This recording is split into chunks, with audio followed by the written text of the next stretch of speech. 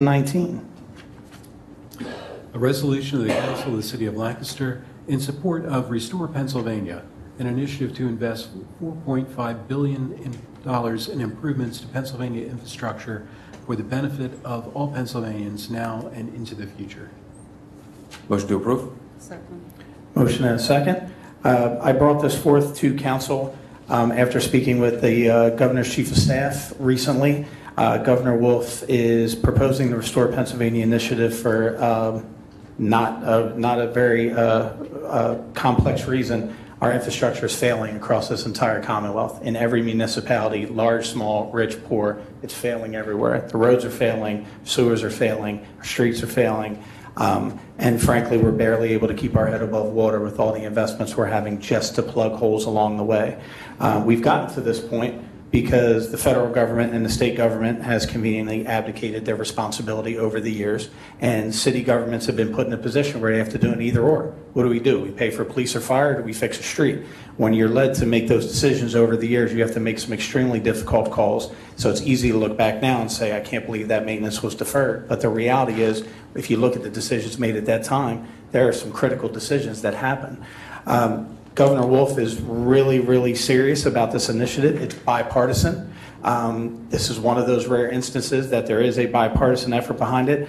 The issue with this will be the funding for it. Just like anything else, if you're coming to about $5 billion in funding, there's going to be conversations about how you get there. Governor Wolf is proposing a severance tax that the state of Pennsylvania does not have, and that would really affect 80% or more of people who are outside of the state of Pennsylvania to fund this. That will probably be the hang-up on whether or not we get to where we need to be with this. But the reality is some things that are included in this would be funding directly to municipalities for lead poisoning, which we struggle with funding. Blighted buildings. We literally just had that conversation tonight about how are we going to pay for restoring these buildings. Severe weather damage with climate change the way it is, cities being hit as hard as they are. Imagine local municipalities having to cover the cost if FEMA or PEMA decide they're not going to come in. It's going to be devastating for homeowners. And flexible funding options for business funding as well. That's just a couple of the things listed. So if council chooses to support this resolution, we'll be delivering it to Governor Wolf and hopefully allowing our elected leaders at the state level to understand that this is something that we cannot continue to sustain on our own. We need their help. And sometimes it's okay to ask for help. Any other council comments? I would just say that based on the comments I made from our committee meeting, again, we have a pretty comfortable reserve right now, but if we did nothing different, no increase of taxes or anything, we would deplete our reserve in 3 years. So this is a necessary tool, in my opinion. Thank you. Any other council comments from the public? Yes, ma'am. I just want to share something with you guys. When you were talking about the whole, like, fixing roads and everything, I guess it was roughly about 2 years ago where I actually saw a video with a group of activists that just kind of got tired of it not being done in their communities, that they actually taught themselves how to do it by watching tutorial videos, and they fixed the street themselves. But it's just kind of interesting that, once again, if you give people a stake in things, you'd be surprised what they'll be willing to do for their community. Sure. Thank you. Thank you, Tamara. And what I'm hoping is if we're able to get this over the finish line, that those resources are delivered to the local level so that we can make those decisions with our communities about what's most important. So thank you for sharing that. If there are no other comments, Mr. Harris. Mr. Ballantyne. Aye. Ms. Craig. Aye. Ms. Diaz. Aye. Mr. Ripera. Aye. Mr. Smith-Waddell. Aye. Mr. Soto. Aye. And President Reichenbach. Aye. Move on to Administration Resolution Number 15, 2019.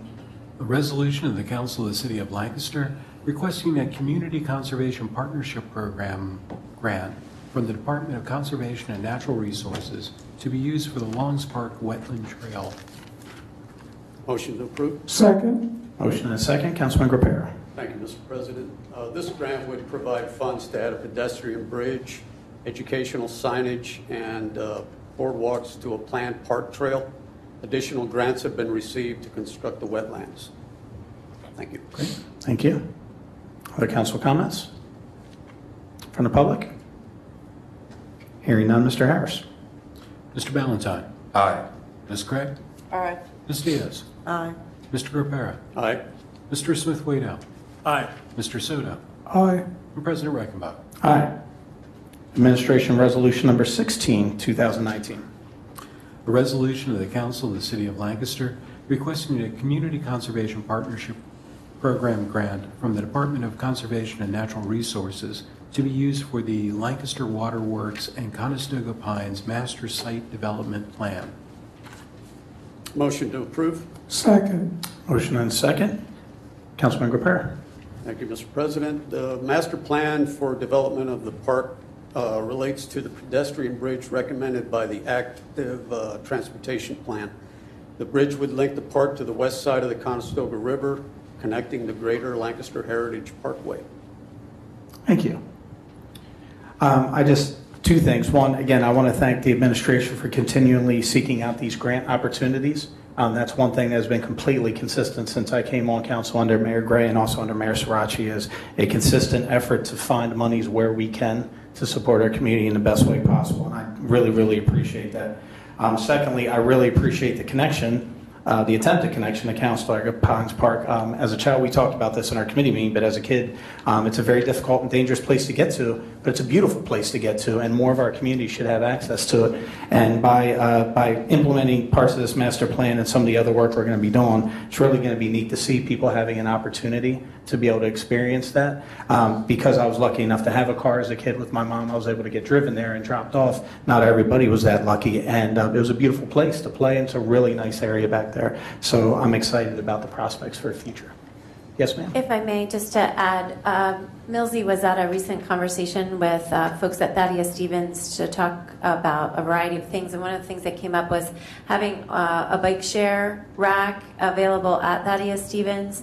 And when we mentioned about this trail and the potential connection along to the Conestoga Pines Park, they immediately grasped that as an opportunity to build a connection between Hack campus and Thaddeus Stevens. And I don't know if you saw in the paper, but there is now a more formal relationship between these two education institutions. And I just thought it was, I hadn't thought about that as an opportunity for the utilization of this trail project. So that's something that we're going to continue to investigate and to pursue as a way to provide a connection between those two education institutions. That's great. Thank you, Mayor.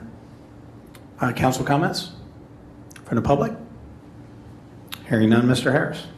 Mr. Valentine. Aye. Ms. Craig. Aye. Ms. Diaz. Aye. Mr. Gripera. Aye.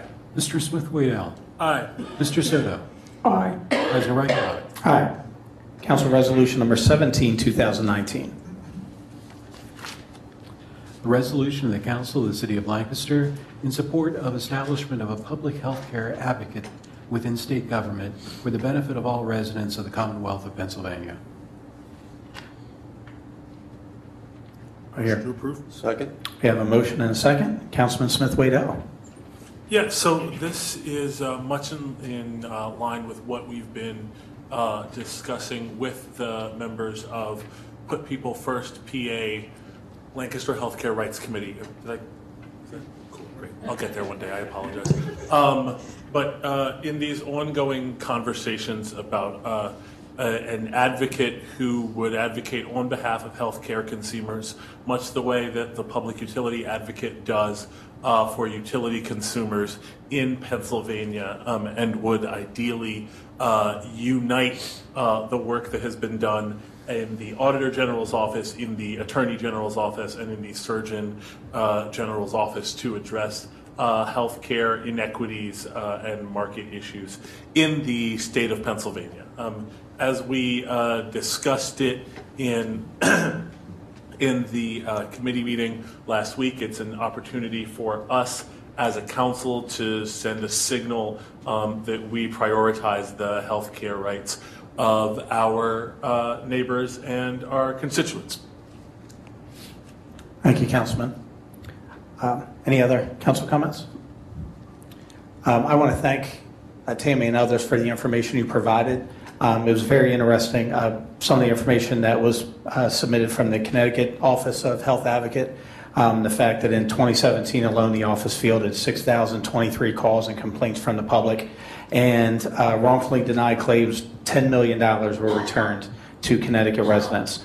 It's really just an extremely critical situation right now across the country, but across the Commonwealth in particular. And this seems like something that I just think that the state legislature should easily fall behind, and if not, explain why not. This should be something you have to explain why you don't support it, because there are certainly revenues available to be able to support this position or an office as such.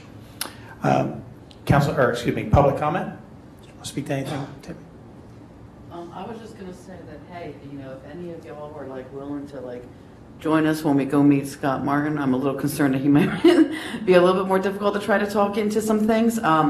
Sterling seems on board. The meeting with Fetterman went fine, but just to have that support from local officials would be awesome. So just kind of throwing that out there. If you could share the information with our clerk, and then we can see what council. Okay. Thank you. All right, Mr. Harris. Mr. Valentine. Aye. Ms. Craig. Aye. Ms. Diaz. Aye. Mr. Capera. Aye. Mr. Smith-Waddell. Aye. Mr. Soto. Aye. And President Reichenbach. Aye. Moving to our second public comment period, that's reserved for comments about issues not on the agenda. I'd ask that you limit the duration of your comments to 3 minutes, and I didn't even have to look up because I could see Mr. Brown. I could see you moving so quickly and stealthily. Mr. Brown. I'm going to bring us back up because the mayor. If you could just share your name and your street. My name is Terry Brown. Thank you, sir. What's this is for the mayor for 2123 for the House of Pizza. Now, you need please, you got to have bar checks in there because now it's getting hot outside and there's a lot of youth in there drinking and a lot of Act 64 solicitation, heroin, and pills that sound like water in the House of Pizza right now. That's the reason why they want me out, because they think I'm a cop. I'm an undercover cop, but I'm not an undercover cop. When the thing went down, he started it first. When I found out, I told him down the line, the cops backed me up and then said I just want him out. I said, I don't care if I get out there anyway because you gave me food poisoning, so I don't drink, I don't eat. All day I go in there, talk to the women in there, talk to my friends, and go around there because I don't even think about touching the food. But see, I like the mayor had some bar checks once in a while in the House of Pizza because there's a lot of youth because when they did have security there, right? There was a lot of youth. I tried to argue about this one kid. He was only 17-year-old. The security type time he's 30. I said his mother is 30-year-old. How can he be 17, 30? Then and there was a lot of guns was going on. People pulled guns on people back and forth, but nobody was scared. Everybody was too scared to say something. And George, he act like he don't know nothing. He telling everybody keep their mouth shut. If you see a gun, keep your mouth shut. I said, George, that's something that you ain't supposed to say. If somebody get killed, what are they gonna do? Keep their mouth shut too? So that's why George wanted me out so bad. I said, hey, I told the sergeant, go get the paper. I signed for him. I don't care. I signed the paper for it to make him feel happy. Now he's all happy, but I just want bar checks in there because I want Lex to feel safe because there's a lot of drugs going on and plus there's a lot of heroin is out the street. Bad heroin and good heroin. And I want nobody for no overdose down the line for anybody. And for anybody who has sound drugs, sound Act 64, like I told you before. Now Act 64 in there is like crack cocaine, and also that's what Act 64 is. And and marijuana. Okay, they sell marijuana in there like water now because the law passed for marijuana, but this sounds like $10 bags, $20 bags. You know what I mean? But lucky if you get a $5 bag in there. In there right now. Since the marijuana passed, they got water, like water. But I'm saying, if you get a little bit of bar checks in there, I'm saying, I know the police will get a lot of people busted for drugs and everything down the line. If they watch them. Thank you. Thank you, Mr. Brown. Appreciate your comments. Any other public comments? Yeah, Mr. Haas. Yeah, so I just wanted to kind of finish with this, like where I left off. And Sure. If you could just share your name and your street. Sure, Thank Tammy, West Vine Street. Thank you. And then actually he got me thinking of something else about another article I kind of read. But anyway, so I'll finish this first.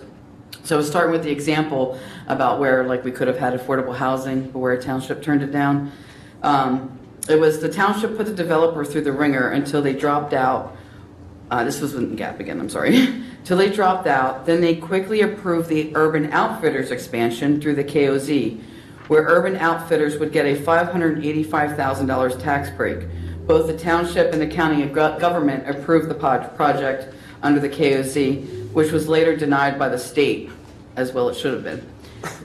We know it's typical for an elected official to only think within their own like little bubble about what they can do in their current position, what they think they politically can and cannot do. But it's time we all step out of our comfort zone and really begin pushing for real fundamental change, because that is the only way things will improve when it comes to addressing poverty. Poverty is caused by many issues that are all interconnected, and thus poverty can't be effectively alleviated without addressing it as such. You have the power to vote yes or no on development and zoning, if I'm correct on that, within the city, and those decisions directly affect the community. We asked, this was going to be where I reiterated with that part, where we asked for you to vote no on that project and begin to set a standard for future development opportunities within our community. No more luxury condos and no more high-end businesses where our labor is exploited and we can't even afford to be a patron there. So that was just something like I wanted to kind of point out, because if I remember part of that project, I believe was like going to be like a restaurant or rooftop bar or something along with that. I'm not sure. But kind of like on his point when he was talking about some things, it just got me thinking about when folks talk about crime, you know, with when crime grows up, or the fact that even our budget, what was it, like 70% of our budget for this year went to police? Am I not mistaken? I don't remember. That was like in December. Mr. Hopkins, do you recall off the top of your head what portion of the general fund budget goes to the police department? About 43%. Okay, Thank so you. it was my mistake with that. Okay. So folks like look at that, even 43% is like, you know, I mean, it's almost nearly half, right? So, and I'm not saying that, you know, and I remember what President Reichenbach had kind of said at the city council meeting, and I know what other people think, and they're like, oh, but, you know, what about the safety on the streets? And is the answer is taking away from, you know, the police force and things like that. The thing is, it's like poverty is so bad, and it's so bad, not even just in Lancaster, but literally across the state and across this country. Being a part of the Poor People's Campaign, I've really gotten to learn and study the causes of poverty, how the issues are interconnected, and just kind of study in how, first of all, the government doesn't even properly calculate poverty. So what you think the poverty rate is really isn't the real poverty rate. Do you know that there is portions in this city, if I'm not mistaken, Just King, I think are as high as 70%? Yeah, as high as 70%. Now, what I was able to find was a little over like 50%. But that's just to give you an idea. That means in those parts of the city, like in those, you know, communities, half the people are living in poverty or more, you know? And it's just, we need to really start thinking outside the box and start thinking of a way that we can alleviate these issues. Because when you live in poverty, and right now, and I could give you such a hardcore example of what a daily life for me is like. I live in poverty.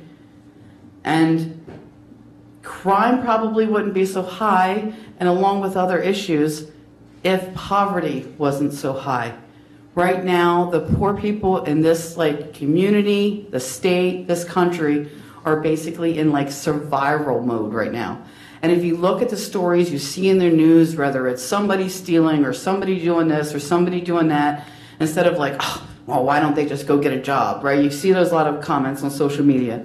But if you start really like looking deep down and look at the reality of these stories and how often you're seeing this, you'll start to understand that people are desperate.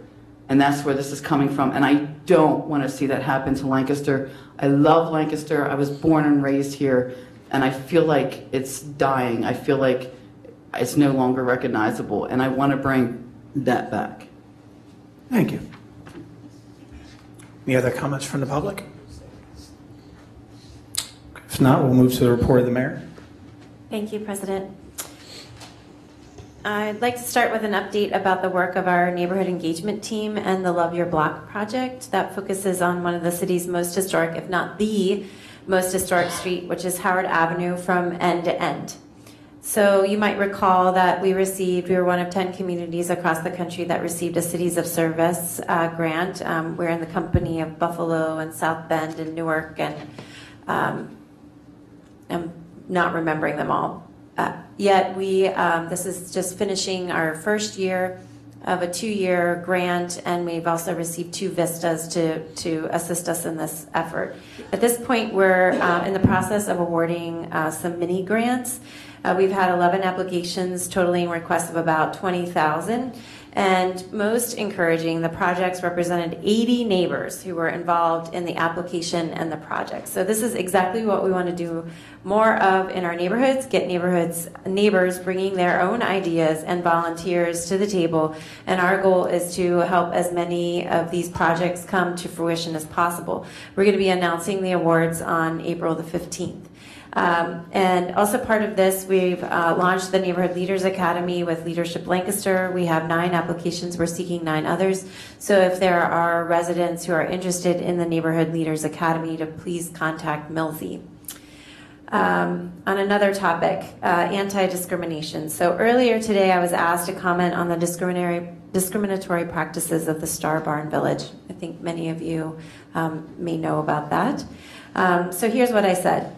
This country is founded on the premise that all of us are created equal. We seek and support a Lancaster County free from discrimination and one with equal access no matter who we are or who we love.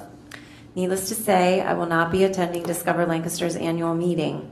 Additionally, I am very proud to be the mayor of a city that has an ordinance that specifically prohibits discrimination based on sexual orientation. We are planning to take our ordinance of 2001 one step further and amend it, with your blessing, to add protections related to gender identity as well. While I appreciate that Lancaster has been leading on this issue for decades, this should not be so any longer. LGBTQ residents of Pennsylvania deserve equal protection under the law. And finally, planning for the census is underway. 2020 is upon us. The city is coordinating a complete count committee with the goal of building as much public awareness as possible so we can get as accurate a count as possible. Many of our services and funding sources depend on these accurate population counts, and we may be coming back to City Council to request a joint city-county proclamation to create a complete count committee. Joining forces in this case with the county could be very helpful in letting us really focus on building awareness in our neighborhood specifically. This is the strategy that Pittsburgh and Allegheny County have taken. So staff are also speaking with county commissioners about this, and this is just to give you a heads up that this more about the census will be coming, and really be looking to City Council to help us elevate the awareness about what the census is and it's the importance of residents participating in this process. That concludes my report. Thank you. Thank you, Mayor. Report of the President of the Council. Very briefly, I, along with the Mayor and Councilman Ballantyne, attended the Capitol Conference in Harrisburg last week. I believe it was last week. Time goes fast.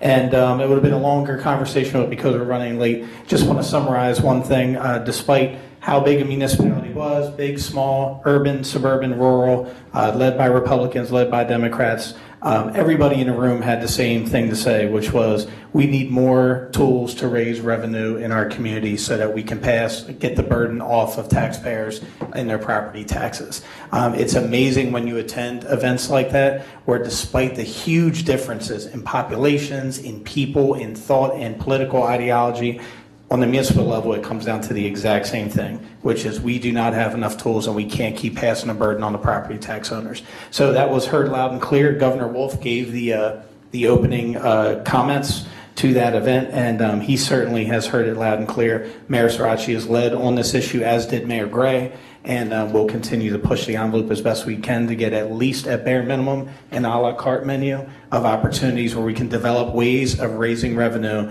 without constantly having to go back to our property owners and say, please fund us, because it's unsustainable and we can't continue to do it going forward. So it was great to hear that unanimity and comments when we were there. That's all I have. Council comments? I just have one comment.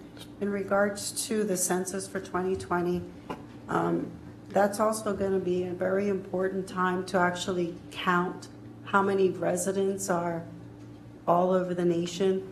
There are Naleo, which is actually fighting with the presidents and also with Congress in reference to trying to put the Social Security on the census. So it's very important, anyone that wants to be part of the census, to get on board, because we're going to need people to get out and count and make sure that we get everyone on that list in order to get funding from the actual, from the government. I just wanted to say that, President. Thank you. Mr. President, yes, if I may. First, I want to commend you, Mayor. I'm both glad and proud to hear about where you will and won't be during the Discover Lancaster meeting.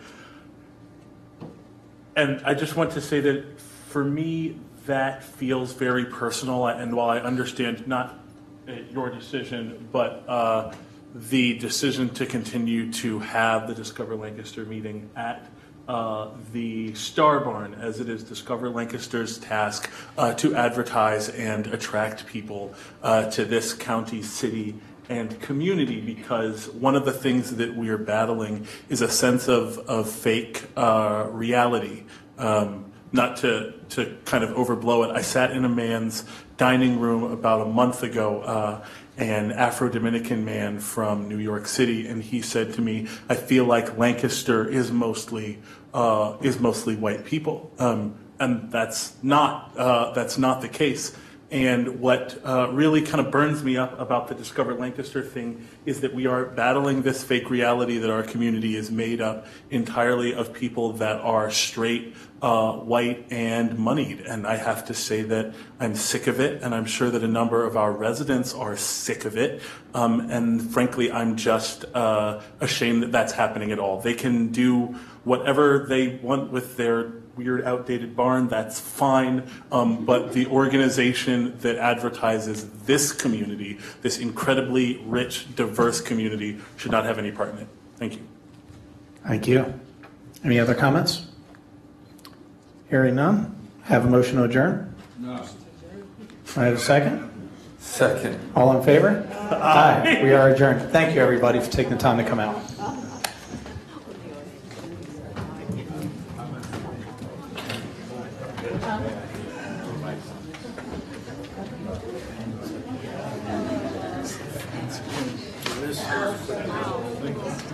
It was quite bring them back. Well, Suzanne, bye, everyone.